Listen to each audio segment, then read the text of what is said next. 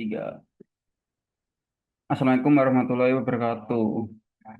Saya Muhammad Khalifah Faisa dengan NIM G002514 dari kelompok B5. Saya di sini akan mengerjakan inhale anatomi tentang organa genitalia feminina. Inhalnya itu seorang perempuan berusia 25 tahun baru saja menikah sekitar 3 bulan yang lalu. Sejak awal pernikahan, keduanya memiliki keinginan kuat untuk segera memiliki keturunan. Jelaskan alur perjalanan oosit sejak dilepas dari ovarium sampai mencapai kavum uteri. B. Jelaskan di mana lokasi fertilisasi yang paling sering terjadi. C. Jelaskan mengapa daerah fornix posterior memiliki nilai klinis penting. Kemudian kaitkan dengan prosedur seperti kodosentesis dan kolpotomi. Yang pertama, jelaskan alur perjalanan oosit sejak dilepas dari ovarium sampai mencapai kavum uteri. Kita mulai dari ovarium. Di ovarium, oosit sekunder yang telah matang berada dalam folikel degraf. Saat ovulasi, folikel ini pecah melepas oosit ke rongga peritoneum. Oosit yang keluar masih diselubungi oleh korona radiata sebagai pelindung awal. Artinya, oosit belum langsung masuk ke saluran tapi terlempar dulu ke rongga peritoneum. Lalu selanjutnya, oosit akan ditangkap oleh fimbriae. Fimbriae adalah rumbai-rumbai di ujung tuba uterina yang bergerak aktif. Gerakan ini penting untuk menyapu dan menangkap oosit agar tidak hilang di rongga peritoneum. Setelah tertangkap, oosit diarahkan masuk ke lubang tuba. Di sini terjadi proses penting, oosit masuk ke jalur reproduksi. Kemudian oosit masuk ke infundibulum. Infundibulum berbentuk corong dan menjadi pintu masuk ke tuba uterina. Di bagian ini oosit mulai bergerak lebih dalam karena bantuan gerakan sila epitel sama aliran cairan tuba. Nah, perjalanannya itu mulai aktif, tidak hanya pasif. Berikutnya, oosit mencapai ampula. Nah, di ampula ini, ampula adalah bagian terlebar dari tuba uterina dan merupakan tempat paling sering terjadi fertilisasi. Oosit dapat bertahan sekitar 12 sampai 24 jam di sini sambil menunggu sperma. Kalau ada sperma, pembuahannya itu terjadi. Kalau, kalau tidak ada, oositnya tetap melanjutkan perjalanan. Setelah itu oosit atau zigot masuk ke istimus. Nah, di istimus memiliki lumen yang lebih sempit dan dinding otot lebih tebal. Pergerakan di sini menjadi lebih terkontrol dibantu oleh kontraksi otot polos juga sama gerakan silia. Tujuannya itu mendorong oosit atau zigot secara perlahan ke uterus. Satu. Kemudian melewati pars intramural atau pars uterina.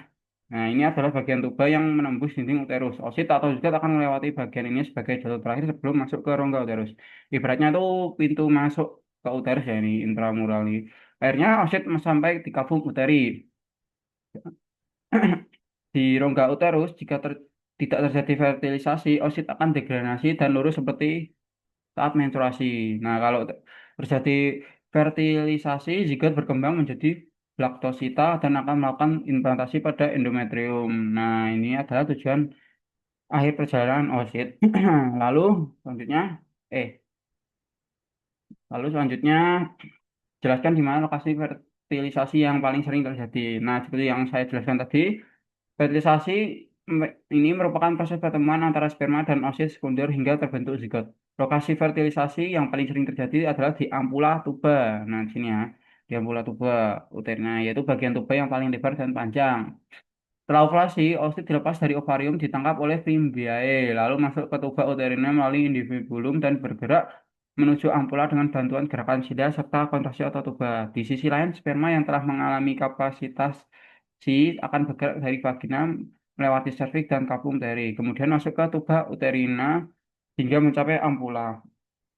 Ampula menjadi lokasi utama fertilisasi karena lumen yang lebih luas, pergerakan oosit yang relatif lebih lambat sehingga meningkatkan peluang pertemuan dengan sperma, serta lingkungan yang mendukung proses fertilisasi seperti reaksi aksosom dan penetrasi zona pellucida. Apabila fertilisasi terjadi, akan terbentuk zigot yang kemudian bergerak menuju kavum uteri untuk proses implantasi. Sebaliknya, jika fertilisasi terjadi di luar lokasi ini, seperti istimus, maka kondisi tersebut kurang optimal dan dapat meningkatkan risiko kehamilan ektopik. Nah, lalu yang terakhir, jelaskan mengapa daerah fornix posterior memiliki klinis penting, kemudian kaitkan dengan prosedur seperti kuldosentesis dan kolpotomi. Nah, pertama nilai klinis fornix posterior.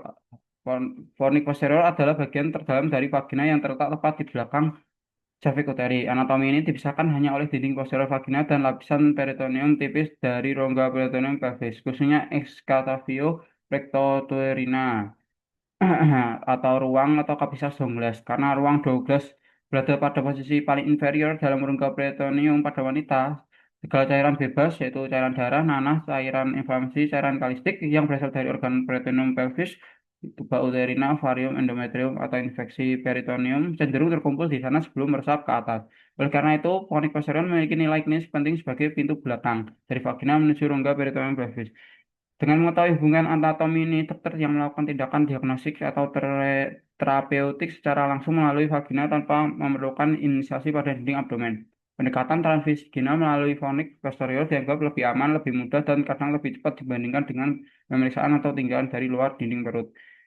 Kaitan dengan kodosintesis adalah tindakan penusukan melalui fonik posterior ke ruang 12 dengan menggunakan jarum untuk mengambil cairan diagnostik. Biasanya digunakan pada kecurigaan kehamilan ektopik yang ruptur, infeksi pelvis atau abses pelvis. Fonik posterior dipilih karena letaknya paling dekat dengan ruang 12, sehingga produksinya menjadi cepat, minimal invasif, dan berguna untuk diagnosis. Lalu kaitannya dengan kolpotomi adalah pembuatan sayatan pada fonik posterior untuk membuka akses lebih luas ke rongga peritoneum pelvis, yang biasanya digunakan untuk drainase abses pelvis, tinggalkan genealogi tertentu atau pendekatan operasi transvaginal. Nah, berbeda dengan kuldosintesis yang hanya aspirasi dengan jarum, kolpotomi bersifat lebih terapeutik dan invasif, tetapi tetap dimungkinkan karena hubungan anatomi yang sangat dekat antara fonik posterior dan ruang 12. Sekian dari saya, terima kasih. Hmm.